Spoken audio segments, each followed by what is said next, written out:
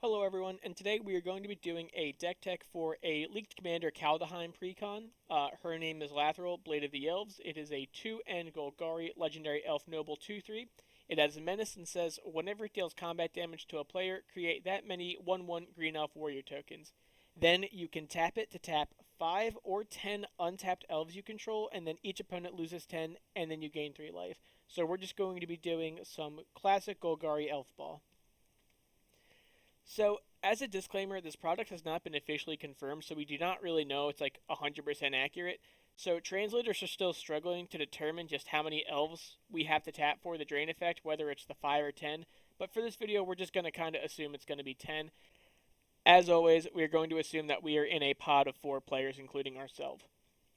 So, the general deck strategy is going to be basically getting as many elves as we can onto the battlefield and then trying to out aggro our opponents and also outvalue them by getting a ton of mana and just flooding out our board.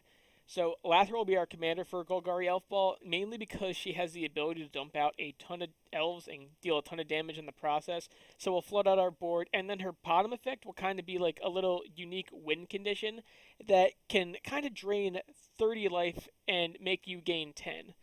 So a very good kind of, end of your turn before I start my turn, I'll tap all my elves and see if I can get this big drain effect going. So for a spice, and it's not the goal of the deck, but we do have Sword of the Parents and Umbral Mantles. Basically what they do is they say pay 3 mana to unattap the equipped creature. So when we have cards like Elvish Archdruid, Priest of Titania, and Wirewood Channeler, and even Marwyn that will tap equal to the number of elves we control, Marwyn being the exception, we can basically generate infinite green and infinite Golgari mana, mainly green though, doing this. Marwyn's kind of a unique case, but as long as we get her above 3 or 4 power, then we're going to be having infinite mana. So our Lord and Value creatures, starting off, we have Elvish Champion, green green 1, 2/2.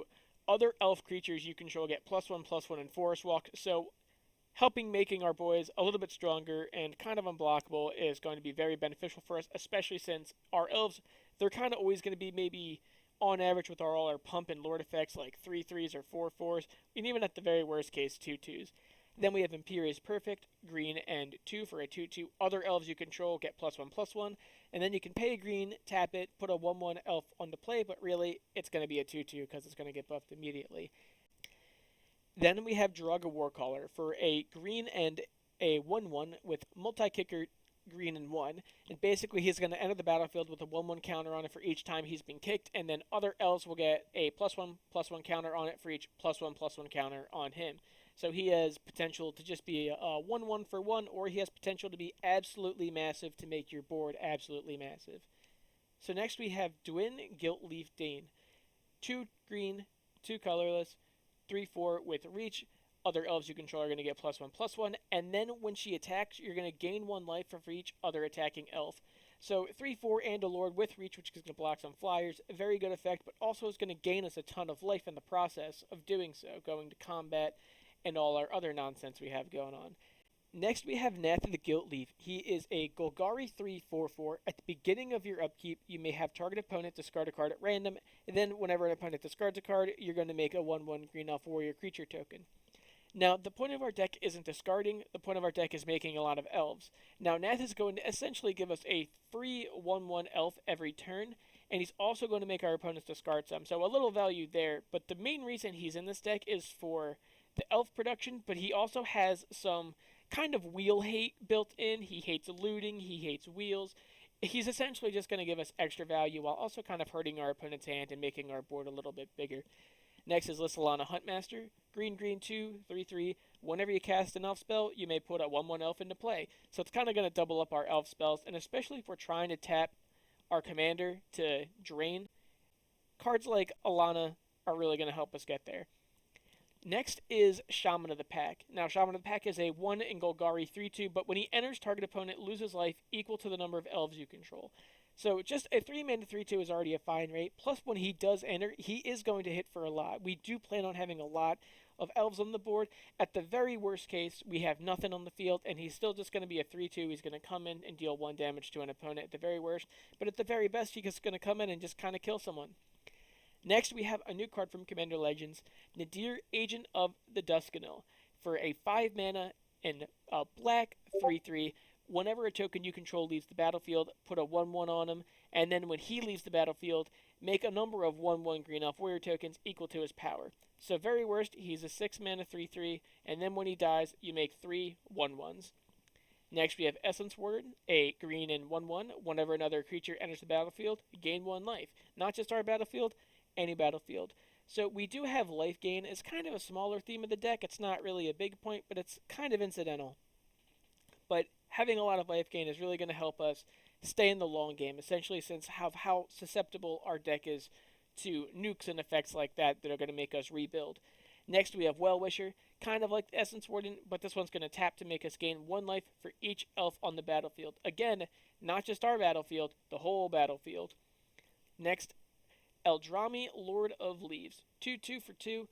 All elves gain Forest Walks, and elves cannot be the target of spells or abilities. So all basically saying all elves have Shroud, and they have Forest Walk. We're not really targeting our elves so much unless we're really using the equipment before, but giving our elves Forest Walk and making them kind of unblockable is really going to help us in the end. Next, Elvish Harbinger, 1/2 for 3 mana. When it enters, search your deck for an elf, and then just put it on top of your deck. And you can also tap for a mana of any color. So it's a little mana dork, it's a hard tutor, things like that. It's kind of going to help us get out our elves that are going to be lords and our elves that are going to tap for a lot of mana. Now we have combat tricks and shenanigans. So elves are mostly going to win with combat damage, even though we do have the drain effect built into our commander. Triumph of the Hordes is going to give all our creatures +1/+1 and trample and infect, which is most likely definitely going to kill someone, especially when it comes out. Return of the Wild Speaker is going to be there for a 5 mana instant. We're always pretty much going to give our creatures +3/+3 until end of turn, but if we are in a pinch, we will always just be able to draw some cards. Next is Craterhoof Behemoth. Big man. Usually when Craterhoof enters, it's essentially game over, but he's going to enter, make all of our boys massive, and then we're going to swing in for virtually lethal 99% of the time. So next, we're going to have Overwhelming Stampede, which is going to be green, green, and 3, sorcery. Until the end of the turn, creatures you control gain trample and +X, where X is your strongest creature. It's just going to make our boys very big and hopefully swing for lethal. Next, we have Overrun, another elf classic. Green, green, green, 2, sorcery. Creatures you control get +3/+3, and trample until end of turn. Again, we're really trying to flood out our board and then swing in for a lot, making our elves at the very least 4/4s with trample until end of turn. Then we have Azuri, green, green, 1, 2/2, legendary elf warrior. Pay 1, regenerate another target elf. And then you can pay Overrun's cost, and elves you control gain +3/+3 and trample until end of turn. So I put him and Overrun next to each other because Azuri is basically Overrun on a stick. That's going to be his primary purpose. And if an opponent does try and kill elves, we can always try to regenerate. But again, he's mainly there for the trample effect on a stick, especially since we can dump mana into it. Next is Door of Destinies, 4 mana artifact. When it enters, you choose elf, and then whenever you cast an elf, put a charge counter of Door of Destinies, and then your elves are going to get +1/+1 for each charge counter on Door of Destinies. So it's a little bit of a high barrier, 4 mana for kind of no immediate effect, but then once you start casting elves and you're getting them more and more on the field, they're only going to be stronger and stronger. It's definitely a card you're going to want to get out early. Next we have Pride of the Perfect, 1/3 for one of the new Commander Legends cards that just says elves you control get +2/+0. Again, we're just trying to win with combat damage and sometimes our drain effect, so making our boys have a stronger hit, definitely going to help us. Beastmaster's Ascension, green and 2 enchantment. Whenever a creature you control attacks, put a quest counter on it. Then, if it has 7 or more quest counters, your creatures get +5/+5. Just making your boys a lot stronger. Yeah, the setup is a little bit, but realistically, attacking with 7 creatures really isn't that hard. Plus, if you have the 7 creatures, you can just go to combat and then just make them all 6/6s at the very least.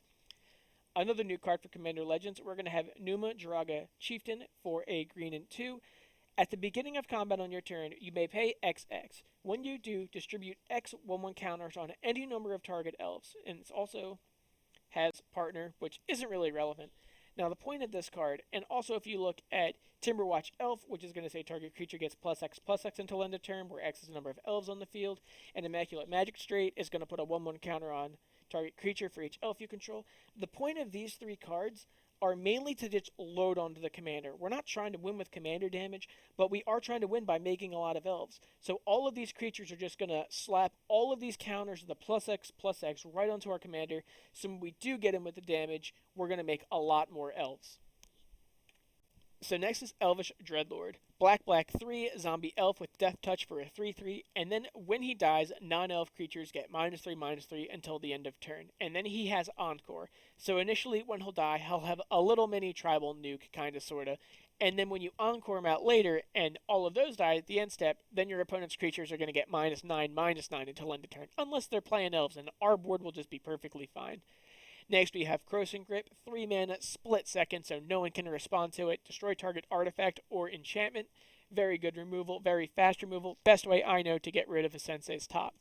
Next is Putrefy, Golgari, and 1 instant destroy target artifact or creature. It just can't be regenerated. Eye Blight's Ending, 3 mana, tribal instant elf, destroy target non-elf creature. The reason this card is good is because any card effects we have, say, Alana Huntmaster, that says whenever you cast an elf spell, right? Since it's tribal elf, this is going to count for that. So this is going to work for our elf spells. Destroy target non-elf, which is basically most creatures in Magic but our own. Beast Within is a 3 mana destroy target permanent. Its controller just makes a 3/3 beast. So being able to hit anything for 3 mana and just getting rid of it is definitely worth it for your opponent just to get a 3/3 beast. They're definitely losing on that exchange. Next is Reclamation Stage. 3 mana 2/1. When it enters, just pop an artifact or enchantment. Get it out of here. You don't want to see it. Plus it's an elf. Next we have Finale of Eternity. It is black, X, destroy up to 3 target creatures with toughness X or less, and then if X is 10 or more, return all creature cards from your graveyard to the battlefield. Now, we're not really running it for the 10 or more effect, although it is definitely a sweetener for the card. We're mainly running it just to dump some mana in and then get rid of some 3 creatures. Then we have Damnation, 4 mana, just destroy all creatures. It doesn't get any better than that, especially in black. Next, we have Kindred Dominance, 7 mana, choose a creature type, destroy all creatures that aren't of the chosen type. We're going to say elf, so basically destroy all non-elf creatures. Next, we have Eyeblight Massacre, 4 mana to give all non-elf creatures -2/-2 until end of turn. So basically, it's going to kill a bunch of tokens.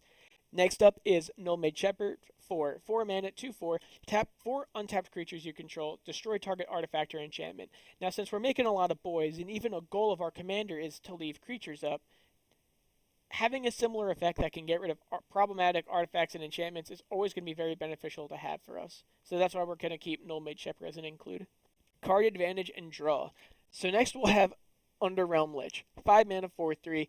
If you would draw a card, instead, look at the top 3 cards of your deck, put 1 in your hand and the rest in the grave, pay 4 life, tap him, make him indestructible. A very good card, especially since he essentially says, before you draw, surveil 3. Can't really beat that kind of value in Golgari. Then we have Beast Whisperer, so whenever you cast a creature spell, draw a card. Eternal Witness, whenever it comes into play, return target card from your graveyard to your hand, so a little bit of recursion. It's actually one of the only non-elf creatures in the deck, if not the only non-elf creature. Then a new card for Commander Legends, Myra, Thorn of the Glade, 2 mana for a 1/2. When it or another elf you control dies, you can pay 1 mana and 1 life, and then if you do, draw a card. Partner is not relevant. Growing Rights of Itlamok. When it enters the battlefield, look at the top 4 cards of your deck. You may reveal a creature from it and put it in your hand, and then put the rest on the bottom of any order. Then at the beginning of your end step, if you have 4 more creatures, transform it, and it will turn into a Gaia's Cradle, which will tap for a green for each creature you control. Very, very good effect. Guardian Project is essentially going to draw us a card whenever a non-token creature enters the battlefield. Vanquisher Banner, similar to Beast Whisperer, we will say Elf. Elves will get +1/+1, and then whenever we cast an elf, draw a card. Skull Clamp is there to kill off our 1/1 tokens to draw us 2 cards for 2 mana.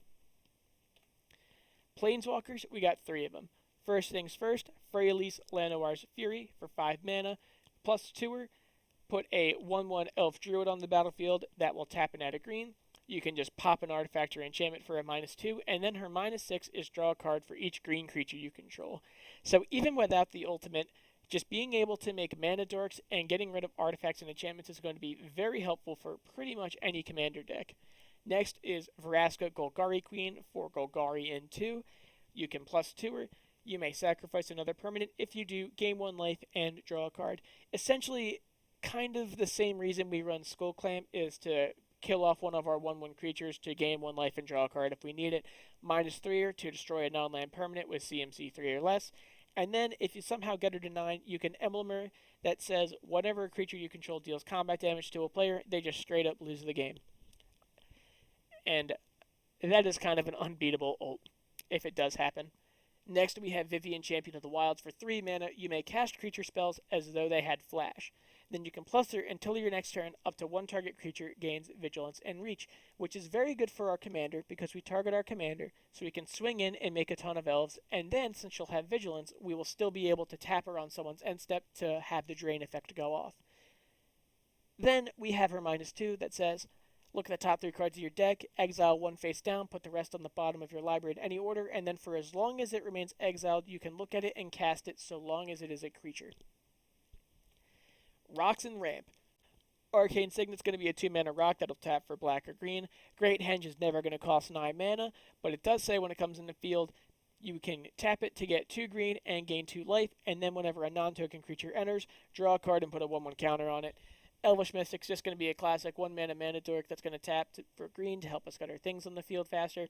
Heritage Druid says tap 3 untapped elves, add green, green, green to your mana pool. So kind of like having 3 Elvish Mystics. Next, we have Wood Elves for 3 mana, 1/1. When it comes into play, search your library for a forest card and put that into play. 2 important things. 1, it says forest card, so that can get our Shockland, and then it says put it into play, which is important because then it will not come in tapped so long as we do not want it to. Next is Sol Ring, because Sol Ring just is a format staple. Then Herald's Horn, 3 mana. When it enters, you say Elf. Elves you control cost 1 less. And then at the beginning of your upkeep, look at the top card of your deck. If it's an elf, you may reveal it and then put it into your hand. Cultivate and Kodama's Rage are basically just going to help us get more mana onto the field and into our hand so we stay consistent. Basically, they're going to say search your deck for 2 basics, put 1 in your hand and 1 on the field tapped. 3 Visits is kind of like Wood Elves in the same way. That's going to help us get our shock. Either way, it's just some 2-mana ramp, and Golgari Signet will help us filter out mana. Miscellaneous value. So first things first, Prowl of the Fair. A black and 1 tribal enchantment elf. Whenever a non-token elf is put into your graveyard from play, you will get a 1/1 green elf warrior, kind of helping replace our other creatures. Abomination of Llanowar is a Golgari 1 XX with Vigilance and Menace, and its power toughness are equal to the number of elves on your field and in the graveyard. Essentially, it's just a very good beater that no one's really going to want to deal with. Poison Tip Archer says whenever a creature dies, each opponent loses 1 life. He also has Death Touch and Reach to enforce that ability for 4 mana. Elvish Promenade is a tribal sorcery elf that says put a 1/1 elf into play for each elf that you already have in play. Very good. It's essentially just going to double up on our elves. It's going to help our tap effects and things like that. Genesis Wave is going to be green, green, green X. We're probably going to dump all of our mana into this. Reveal the top X cards of your library. You may put any number of permanents with CMC X or less onto the battlefield, and then the rest into your graveyard. Most likely, we're going to win the game just with this. It's going to give us simply too much value for our opponents, and especially since the lands won't come in tapped that we do get, we can just keep going off, activating abilities, and using them however we would please. Going into our lands, we have duels. So going into our duels, they're each either going to tap for green or black, so Command Tower will do that. Path of Ancestry will enter tapped. However, if we use that mana to cast an elf, we'll be able to scry one. Next is Overgrown Tomb, since it's a swamp forest, and then we can choose to have it enter untapped for 2 life. Woodland Cemetery will most likely enter untapped because we will most likely have a forest or swamp. Gilt Leaf Palace says when it comes into play, reveal an elf card from your hand. If you do not, it enters tapped. And then you can tap it for a black or a green. Undergrowth Stadium will enter untapped so long as you have 2 or more opponents, which you always will, especially in this pot of 4. Nurturing Peatland will make you pay 1 life for the mana, but then you can tap it and pay 1 mana to draw a card after you sacrifice it. Twilight Mire will come in and tap for a colorless, but more importantly, you can use one of your colors you already have and tap it to filter your mana. Next is Llanowar Waste, that will tap for a colorless, or you can tap for either color by taking 1 damage. Temple of Malady will come in tapped, but when it does, you'll scry 1 for some extra card advantage. Our utility lands, we have Wirewood Lodge. It'll come in, tap for a colorless, but you can pay a green to tap it to untap target elf. That means we can get our drain effects going on. It means if we have creatures that tap for a lot of mana, we can untap them to do it again. Reliquary Tower's next saying we don't have a max hand size. That can also tap for a mana. Rogue's Passage taps for a colorless, but we can pay 4 and tap it to make our commander not be able to be blocked until end of turn, so we can start making those elf creature tokens. Shizo, Death Storehouse, kind of the same reason as Rogue's Passage, but it says it can tap for a black, or you can pay a black and tap it. Target legendary creature gains fear, which is essentially just a little bit of evasion for our already evasive commander with Menace. Next is Urborg, that says each land is a swamp in addition to its other types, so we can start tapping all of our lands for black if we need be. Nixos will tap for a colorless, or we can pay 2 mana and tap it and get mana of that color equal to our devotion. So it's essentially, we're really only going to use that ability if 1, we really need to filter mana, or 2, we're going to have a lot of green on the field or a lot of black on the field, and it'll always tap for probably more than 3. Next and final is Bajukabog, just a quick way to exile an opponent's graveyard, and also just taps for a black. Now, if we look at our basics, we run 3 swamps and we run 10 forests. If you look at our little pie graph circle, you can see that we have way more green than we do black, hence we have the mana difference in our colors. Then, if you look at the chart down below, you will see that our average CMC is just about 3 mana. So we do run 30 lands in this deck, but since we do have a lot of creatures that tap for mana and a lot of rocks and a lot of ramp and acceleration, we are going to keep it at 30 lands. Again, thank you guys for watching. I really love that you guys like the videos. Please like, comment, and subscribe. Tell me what you guys want me to do next. I love making these videos, and I love making the commander decks just to do it. Thank you guys for watching, and please have a good day.